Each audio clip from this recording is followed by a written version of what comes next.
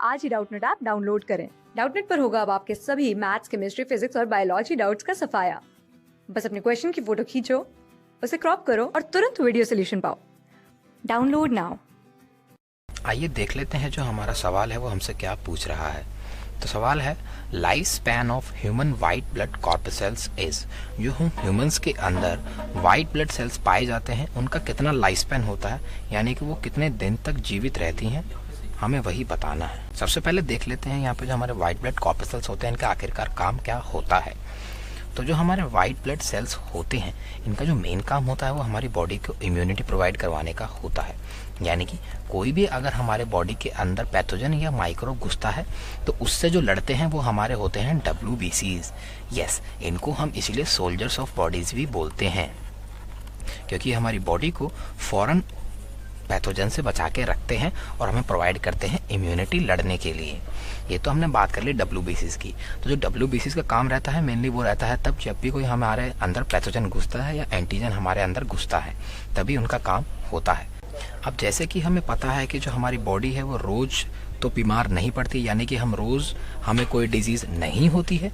जो हमारे इन्फेक्शंस या कोई भी हमारा पैथोजन हमारी बॉडी के अंदर घुसता है वो होता है ओकेजनली, यानी कि एक टाइम पीरियड ज़रूर होता है।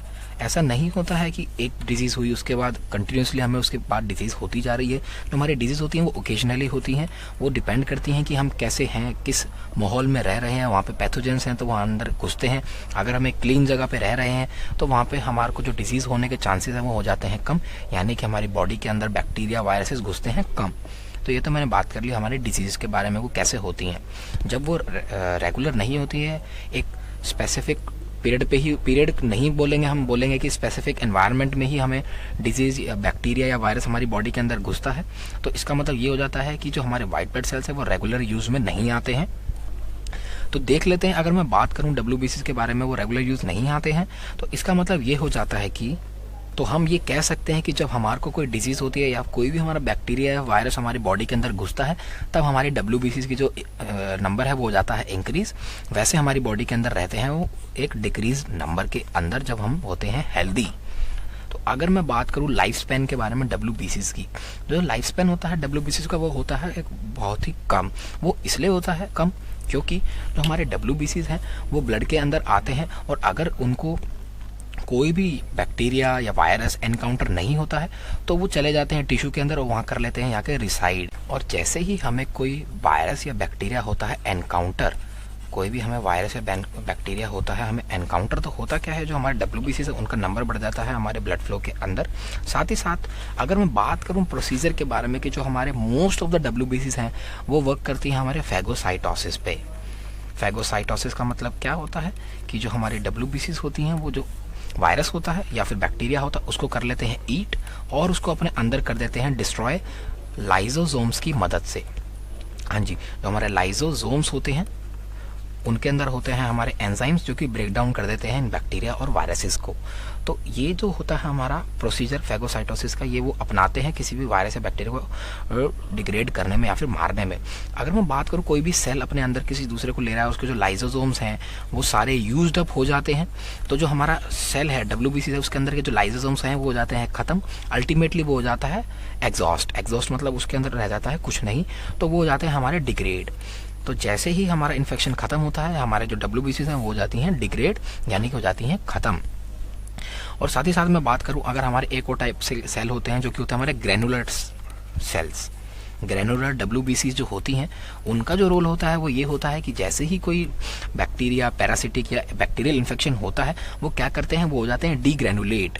वो हो जाते हैं क्या, डीग्रैनुलेट। इसका मतलब वो अपना जो ग्रैनुलर कंटेंट है वो रिलीज कर देते हैं सराउंडिंग में, और जैसे ही वो अपना डीग्रैनुलेट होते हैं और अपने ग्रैनुलर कंटेंट को सराउंडिंग में रिलीज कर देते हैं, जो हमारे सेल्स होते हैं वो हो जाते हैं हमारे डाई, मतलब वो मर जाते हैं।